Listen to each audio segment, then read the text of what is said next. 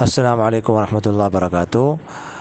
برادر مکرم محمد ادریس صاحب نے سوال کیا ہے۔ پہلا سوال یہ ہے کہ اگر کوئی بندہ جماعت کی کسی رکعت سے رہ جائے اور جب امام ایک طرف سلام پھیر لے تو اسے اٹھنا چاہیے یا اسے انتظار کرنا چاہیے کہ امام دونوں طرف سلام پھیر دے، وضاحت کرے۔ دیکھیے گا، انتظار کرنا چاہیے۔ امام جب دوسری طرف سلام پھیر دے پھر تسلی کر کے اس بات کی تسلی کی جائے کہ امام کے ذمے کوئی سجدہ سہو تو نہیں ہے، اس لیے کہ سجدہ سہو کا ایک طریقہ یہ بھی ہوتا ہے کہ دونوں طرف سلام پھیرنے کے بعد سجدے کیے جائے۔ ایک طریقہ بھی ہے، طریقہ بھی اپنایا جا سکتا ہے۔